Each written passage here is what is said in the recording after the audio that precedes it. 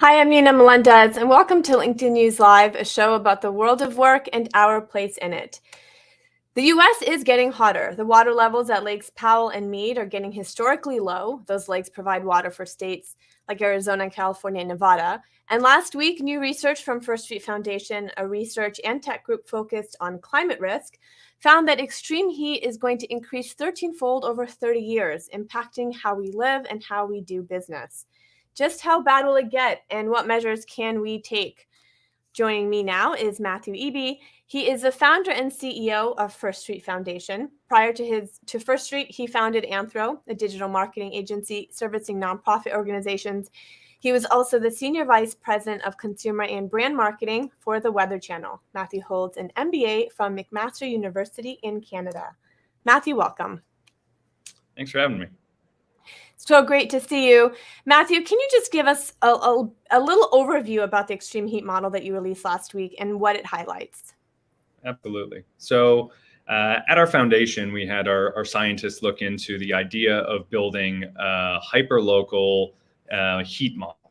And when I say hyperlocal, what I mean by that is that we wanted to create a model that looked by pixel on the map and 30-meter pixels to understand what heat variance we might see given what is in that geographic area. So if it's made of steel or concrete, it can be much hotter and have that urban heat island effect you may have heard about than if it's close to water or close to trees and has canopy cover and things of that nature. So they created this very, very localized heat model and then adjusted it for climate change. And when I say adjusted it for climate change, what that means is they looked at the emission scenarios that we are expecting over the next 30 years that comes from the Intergovernmental Panel on Climate Change. And they use those representative concentration pathways to understand how heat would then change. So knowing what it is today and what we would expect next year, how is that going to change with those emissions over the next 30 years at that same local level so that we can tell you your risk today and how that's changing so that you have that data and that empowers you to understand what the risk is today and into the future. And what is the risk? How bad is it? Yeah, I was going to say it's not looking too great. So even in such a short time horizon, that 30-year period, what we're seeing is a large change in the distribution of what we call tail events. So if you think of a bell curve of temperatures over a given year, you have on one side very, very cold temperatures that are very unlikely. So your coldest day of the year or your coldest week of the year. And then as you kind of go up the tail on the bell curve, you have the most normal temperature. On average, you have the most days at that temperature. And then you kind of go down to the other side to then see the other side of things, which is the most extreme heat that you would have once every year or expect once every year, or heat waves or things of that nature.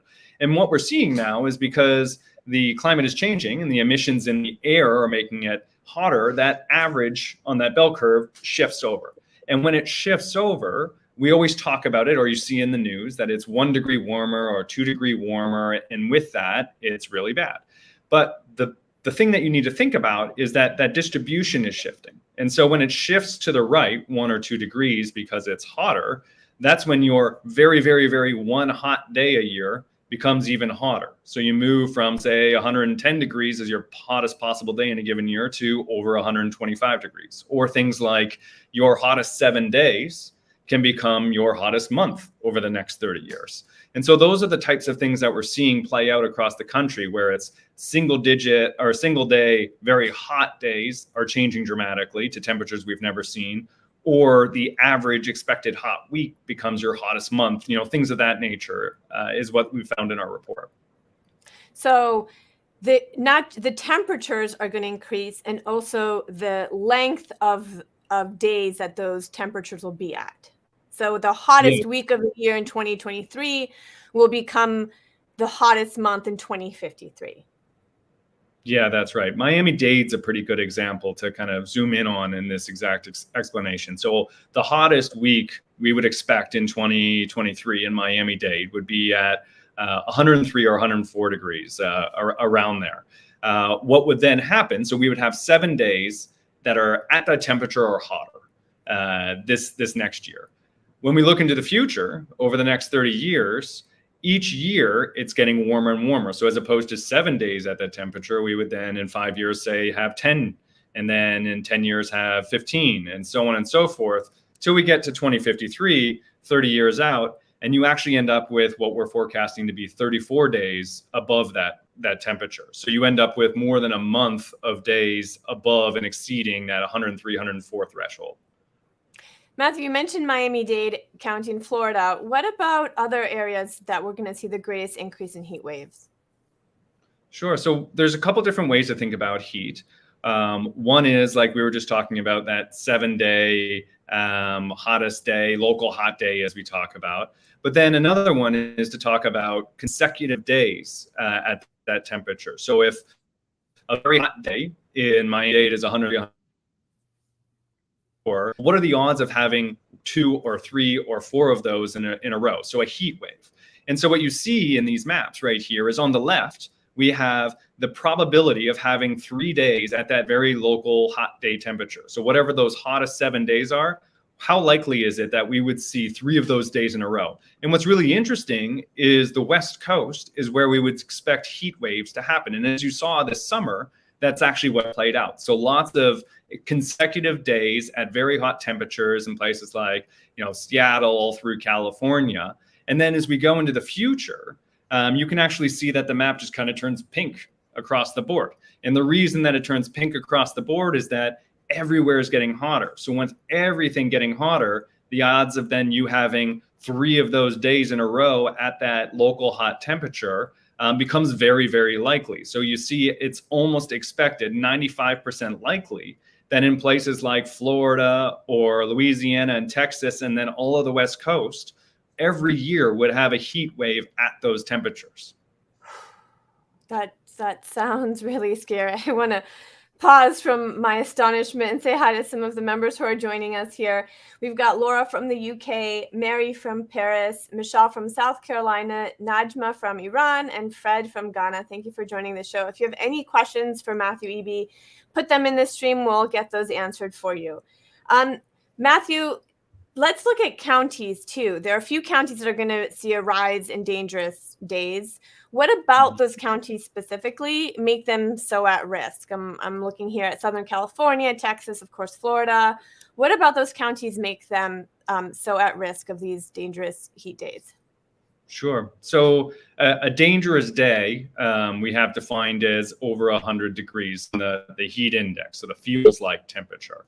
And so these places that you're seeing are places that are very populous. So a lot of people live them. We have the property count is the size of the circle for those locations. So places that there's not that many folks living there and it's extremely hot, they won't pop as much on this chart. So it gives you a good idea of not only the intersection of extremely hot days, which is the National Weather Service defines that as temperatures over 103. These are showing temperatures over 100 on that heat index, but overlaid with where people live. So what you can see is kind of within Florida, the southeast part of Florida where a lot of folks live, or in Houston and places across Texas that are very populous, or like you're talking about on the West Coast. That's where we're actually seeing the intersection of both very, very hot temperatures that the National Weather Service says it's very likely that you would see things like cramping, dehydration. You definitely don't want to leave kids or pets in cars. Air conditioning is very much needed in these types of temperatures, but all overlaid by the population, as I was mentioning. But what about the high population? Is it because maybe there's more concrete, or there are more buildings and the heat is absorbed less? Like what about them just being high population? Yeah, so there's a few things that play into the model that allow us to understand where he will be. Largely, a lot of these places are just nice places that people want to live, especially when it's the winter months, because it's much warmer during the winter. So it's kind of the opposite of what you would see in the summer, where it's so hot that You actually want to kind of do the opposite of what people are doing in the winters when they're trying to escape to them. So naturally, people are flocking to these areas. It's actually, if you look at a map of where we are growing as a population, as a nation, and where we're expecting all of the heat to take place, they correlate extremely well. So the thing about the model, though, and why those places are very hot, by virtue of where they are geographically, is they're just hot places. But then the things that actually play into them getting very hot, along with climate change, obviously, and the emissions that are having that impact, is we look at impervious surfaces, as they're called. So what you were just talking about, things like concrete or steel, things that naturally pick up the heat and get hotter than the air temperature themselves. And so when they're hotter, they have a reinforcing effect of making it even hotter in the surrounding area. So if you are not close to water, you're not close to places like that have grass or trees or canopy cover, those types of things that make it cooler. That's where you see the actual heat island effect and things like that take place in cities. I'm actually in Brooklyn right now in a place called Dumbo. We're very close to the water. So when I walk towards the water about a block or two, it's a much nicer temperature than when I walk, 3-4 blocks the other direction, where it's all concrete. It's in apartment buildings. There's no canopy cover of any kind. You can actually feel the difference on any given day just by walking a few blocks in any direction. I have a comment here, Matthew, from Laura in the stream. Laura says, I'm in Dallas and I'm currently experiencing droughts and have had extreme heat for the past few months with no rain. Now there is record rainfall with flash flooding. And that actually brings me to my next question, which was how the heat factor actually correlates with the flood factor and, say, the fire factor. Sure. Yeah, so our nonprofit First Street Foundation, our main thing that we do and what we build is a tool called Risk Factor. And within Risk Factor, you're able to not only look at your flood risk and your wildfire risk, but now we've launched our heat factor, so our extreme heat model. And so if you go to riskfactor.com and you type in your home specific address, you can see, based on your property, exactly where it is, the likelihood of water to reach the building under all of the different probabilities of flooding. So how likely is a very, very rare flooding event to generate water to your building, and how much water would that be? Or a very likely flooding event, how much water would make it to your building? And then look at things like your first floor elevation, your second, to understand if water would actually damage your property. Similarly with wildfire, our wildfire model looks at, based on the hundreds of millions of simulations that we've run, how likely are embers to shower your building, or how likely are flames to actually make it to your structure. Then given what your structure is made of, how combustible is it? And now what we've done with heat is we've been able to say, well, let's look at your property, the square footage when it was built, and understand things like if you cooled your building with air conditioning, how many days would you need air conditioning? What would be the cost for kilowatt hours to actually cool your home? Or what would the emissions be that come from the cooling of that property, and how's that all going to change over the next 30 years? Well, let's talk about those cooling costs, because I imagine they're going to rise incredibly. How will extreme heat affect the power grid and the people's cost of electricity? Sure. So it all depends on the number of people that are drawing from your electricity, and then the kind of makeup of the grid. So the chart that you have here shows us that just because of the virtue of the size of California and how many people live there, they're number one from the cost of what we would expect to see in an increasing over time. So how much would it cost all of the residents of California to cool their buildings next year? And then how would that change over the next 30 years? And that delta is $574 million. That's the increase in today's dollars. And so underneath them are hot places that are also very large, the ones you would expect, like Texas and Florida. But what's really interesting is you actually look at the emissions that are generated from this. And California drops dramatically on the list because they have such a clean grid. So they have such different sources of energy than, say, Florida and Texas, who then dramatically top the list of the emission emitters by state to cool the properties that they have. So you can see that they're already spending a lot more than California to cool their properties, but they also have a much different grid that then emits much more CO2 and other greenhouse gases that actually exacerbate the problem. So just by the virtue of putting out more emissions makes it hotter, which makes us need more air conditioning, which is kind of a reinforcing loop given the infrastructure and the grid that we have in those states. I feel like we could do an entire show just on that chart alone. I want to say hi to some other folks joining. We have Faris from Algeria, Marcello from Atlanta, Carlos from Brazil, Chester from Texas, Islam from Egypt, and Victoria from Nigeria. And I have a really great question from Karen. Karen is asking, were there any predictions years ago that indicated what we are seeing today? So are we living today what was predicted 30 years ago? And has it, and actually a follow-up, has it been correct? Have they been correct? Sure. Well, I think climate science has come a long way in the sense that we first started making connections decades ago to the emissions that we were putting into the atmosphere and how it was warming the planet. And with that came kind of forecasts on the different emission scenarios. So everything from what are we expecting with the current state of the business? So a lot of people talk about that as business as usual with those first models, leading up to where we are today, looking at the emissions that we're actually seeing, the parts per million of carbon in the atmosphere, to what we would expect to happen in the future. And so I would say that for the most part, our emissions and our modeling of that has been something that is under predicting on where we would be. In the sense that it's actually the emissions are worse. So we have great things and we're making great strides now with new policies from the US or whether it's through Europe on how we're actually all going to cut our emissions. And then what that would actually look like in the future is what we're trying to figure out. So if you look at climate models, they'll typically have multiple scenarios. So it's called an ensemble, global climate ensembles that are built off of different types of scenarios. One being, all of us really adhere to the Paris Climate Accord and we cut emissions, and what would we expect to happen under that scenario? Then we have another one that is certain things happen in the economy, certain countries do some things and others don't, and then what would that look like? Then we have kind of a business as usual, meaning kind of the worst case, we just keep doing what we're doing without cutting anything, and what does that look like? So it's hard to say whether we were accurate or not because it's all predicted based off of future emission scenarios and how all of those would play out. But the forecasts against the emissions that we're seeing today are largely holding true.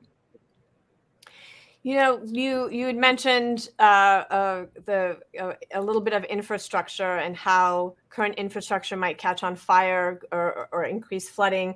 And I just want to talk a little bit about how extreme heat adversely affects materials such as wood and steel. Can we talk about how this will impact local infrastructure?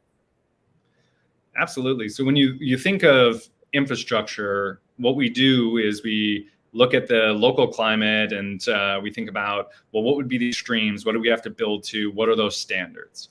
And when you do that 30 years ago without thinking about how things will change to today, or you build things today without thinking about how they'll change in the future, that's when you run into problems. So things like trains are a great example. So we talked a little bit earlier about how steel is impermeable and it actually absorbs that heat. So with the steel getting much hotter than the temperature outside, it can go well above those forecasted temperatures. So say it's 115 degrees outside and that steel gets even hotter than that 115 degrees, it loses its structural integrity for when a giant train comes along and pushes on that steel and causes the track to kink or buckle, and then the train derails. So we've seen a lot of that this summer around the globe, whether it's in Europe or in the US, where trains are derailing on these very hot days. Actually, a couple of weeks ago, here in New York, the biggest commuter trail from the city out to the Long Island area was actually closed down because we were worried about the integrity of the tracks under the heat that we were seeing. So those are the types of things that we see, or things like bridges that are built to hold a certain amount of heat or a certain amount of weight.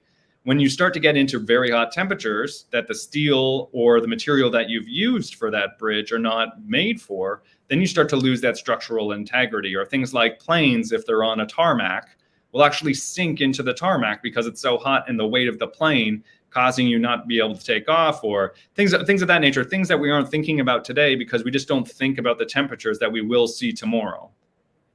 And that happened actually recently too, right? Where there was such extreme heat at one of the airports that they had to shut down or delay the planes because the tarmac was so hot and the tires were like melting or something.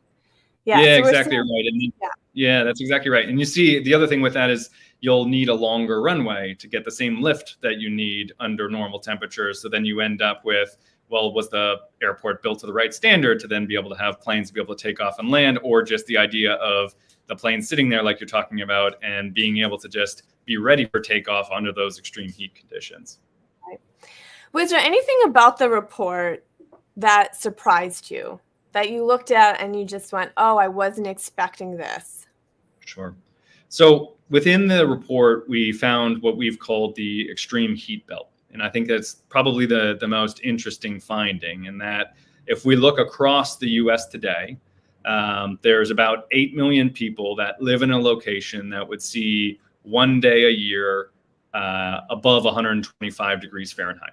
And so that's a lot of people, and that's an extremely hot day. So that is what the National Weather Service actually cuts off on their highest limit, where heat stroke is very likely or imminent. And that's where you would see lots of drought. Mortality is one of the main listed items that can happen there for vulnerable populations. And so that extreme heat belt, why we call it that, is those 8 million people are kind of smattered across the country in different counties. And so they're not concentrated in one geographic location. But when we move into the future, and we move over the next 30 years, we see that extreme heat belt pop up from basically the top of Louisiana and Texas all the way through to Chicago. And it actually grows from just 8 million people exposed to over 107 million people exposed. So about a third of the country. And so places you would never think of being very, very hot, places like Chicago, are expected every year to have a day at that temperature or above. And so those are the places that are not used to this. The infrastructure is not built for this. And that's where we're going to see a lot of issues, where you're reaching that extreme temperature and we actually end up with health implications, let alone the infrastructure stuff that we were just talking about. So, and just to confirm, you said right now, extreme heat impacts about 8 million people in the United States, but in 30 years, expected to reach over 100 million people. Is that right? That's right. Okay. That's absolutely right. And in places we would not expect, like I was saying, like the Chicago area, and it's all the middle of the country. And what's really interesting about that actually is that you would expect the places that would get to that temperature to be Texas and Florida, like we were just talking about, or Louisiana. And while that is true for a smaller parts of the state, because they're so close to water, the water has a natural cooling effect that doesn't allow those states to actually reach and get above those temperatures and that we would expect to see in the middle of the country, because they don't have those same natural cooling elements that are close to them. And geographically, they're lower, so they're not elevated to then have that cooling item as well added into the kind of geographic makeup. So that's where we see places that just aren't used to those really, really, really hot days achieving those temperatures where other places wouldn't. Before I let you go, Matthew, let's end on a positive note if we could. Are there any actionable items that people can do now to offset or somehow delay or mitigate the problems that we might see in the next 30 years? Sure. And so the problem with heat is that we're kind of going to see this. The emissions that are out there, the emissions that are happening, it's not something that we can actually delay. Past that, as we get further out, emissions and all the work that we have to do as a global community are so important, because that's they're going to continue to go up, and we need to actually tail that off in those future years. But for now, everything that we're kind of doing and have done has made these temperatures pretty much locked in. So what we need to do is take this data, take the things we know about how is heat going to change in certain areas? What can we expect? What are the durations? What are the heat waves? What are the probabilities of these things to happen? Same thing with wildfire, same thing with flooding. We have the data of what's at risk today. We have the data of how it'll change in the future. The important part is that we use the data to take actions to try and prevent that as much as we can. So with flooding and with wildfire, there are mitigation and adaptation elements that we can do. So how do we actually cut fire breaks to make sure that the fires are not making it to the same areas? Or how do we have defensible space around homes so that homes don't actually catch on fire themselves? Or with buildings, how do we elevate them or put up flood barriers? Heat's a little different in the sense that the temperatures are going to be what the temperatures are going to be. So we have to think as a community, as a neighborhood, as a city, as a county, how do we implement things that will actually allow us to protect those that are most vulnerable, be it homeless or elderly or infants? How do we have cooling stations? How do we have the right air conditioning built in? And how do we think about infrastructure with this type of data? So we know that we're not just building for today when today's climate is not going to be the climate of tomorrow. Matthew, unfortunately, we have to leave it there, but I so appreciate you coming on the show and helping us to sort of understand the situation and the future that awaits us. Thank you. Well, thank you so much for having me. That was Matthew Eby, founder and CEO at First Street Foundation. And you check out their website for more information on everything that we've been talking about today. And thank you for your comments and your questions. Sorry we couldn't get to everything. You can continue the conversation here. You can also check out some of our other great stories to the right of your news feed, or if you're on mobile, just click into the search box. Join us next week. We are discussing how to overcome the fear of the unknown and unlock the opportunities that are just around the corner from uncertainty. I'm Nina Melendez. Thank you so much for watching LinkedIn News Live.